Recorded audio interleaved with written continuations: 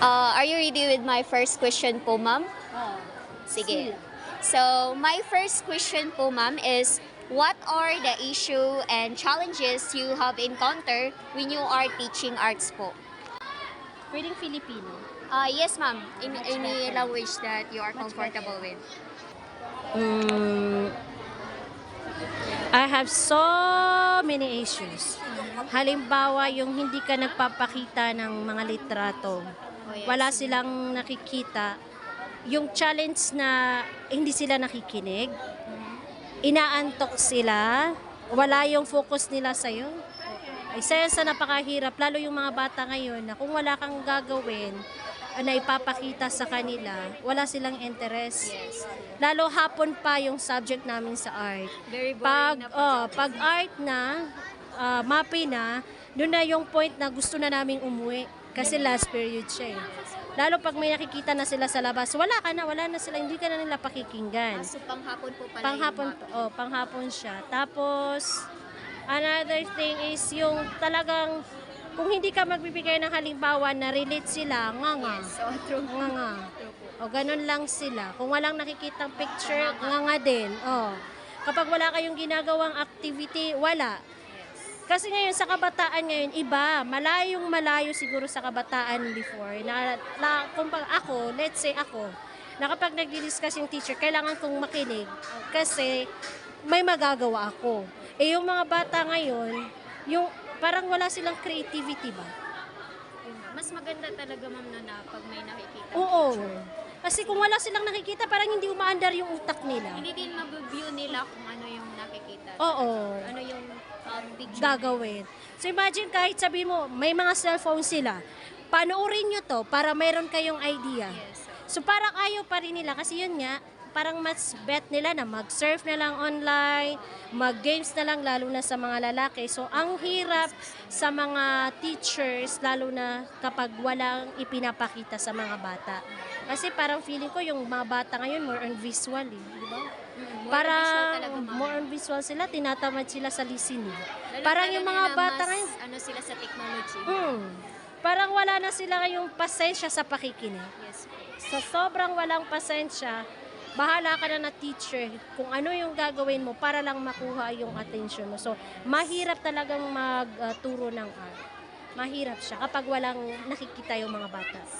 My second question po, ma'am, is what are your teaching practices po or teaching strategies in teaching arts?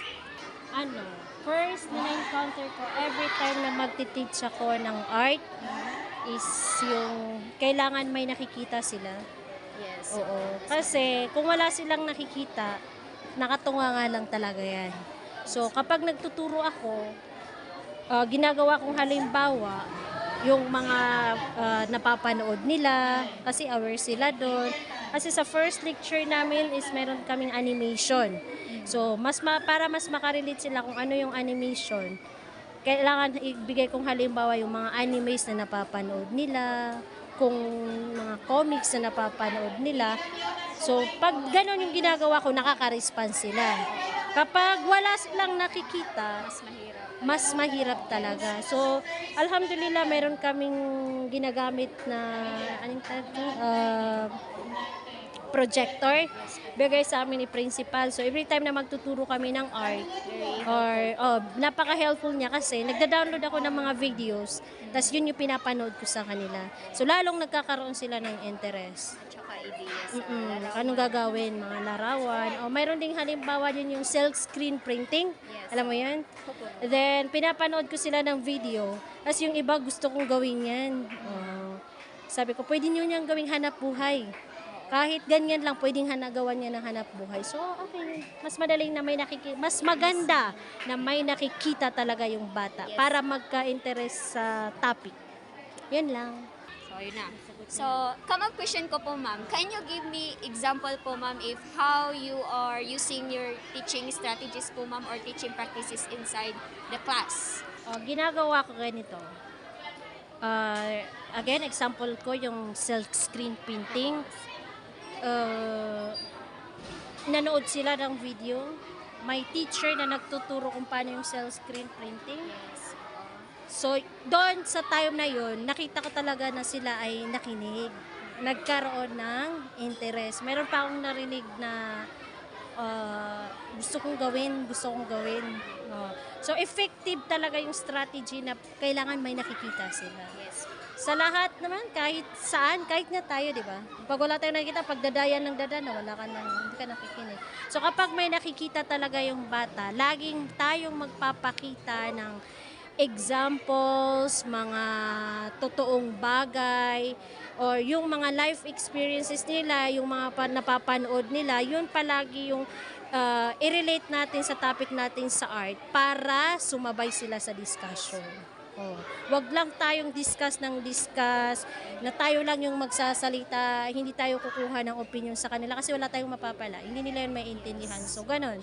Lagi tayong magpakita. Effective talaga yung may nakikita yung bata. Videos, totoong bagay, tapos mayroon pa kaming project na nagbibigay sila na nagpapas sila ng drawing book. Tapos sinasabi ko sa kanila, the first na mag-draw kayo ng anime na favorite ninyo nung sa animation. Then yun, nagpicture sila ng anime. Another na topic ko sa art ngayon is yung photography. Oh, yeah. Yung photography din, ako mismo, mahilig akong kumuha ng litrato. So yung cellphone ko talaga, ito lahat ng picture na pinakita ko, ito lahat ako yan kumuha. So nung makita nila, ma'am, tapos sasabihin lang, ma'am, ginagawa mo lang, may maganda kang cellphone. Sabi ko, hindi naman dahil yan sa cellphone. Yes, Sa interest yan. Kung interesado kayong kumuha ng litrato na maganda, kahit hindi kagandahan yung phone nyo, makakuha kayo. So meron kaming project na yon sa art, na pinapas ko sila ng 5 picture na sila mismo yung kumuha. So, may interesado sila doon pag sila na yung gagawa mismo. Pero may mga bata pa rin talaga na hindrance yung technology kasi walang cellphone. Yun, isa po din sa problem. So, ang nangyayari, sabi ko, hiram kayo sa ate. Pwede naman yan. Sa classmate nyo, pwede nyo siyang kausapin. Ikaw yung mag-picture niyan, ako yung mag-picture. So, alhamdulillah, ginawa naman nila. Maraming nag-pass. Ayun, actually, nandyan sa table ko. Hindi ko pa na-check. Then, another na yung discussion ko kahapon, I think narinig mo narinig yung ko sa po, ma'am. photo essay. So, pag ganun, nakikita mo, gusto nilang gawin. Tapos, yung wala talagang cellphone, hindi nagre-react. So, kailangan mong hanapan ng way para sumali siya, para magkaroon din siya ng interest. So, ganun. Effective lahat yun. So, yun na, ma'am. Sinagot mo na yung sa, Lahat question na. na isa na, is it effective or not? Effective na yan. Yes. So, yun lamang po, ma'am, yung aking mga questions. So, can I get your name po, ma'am?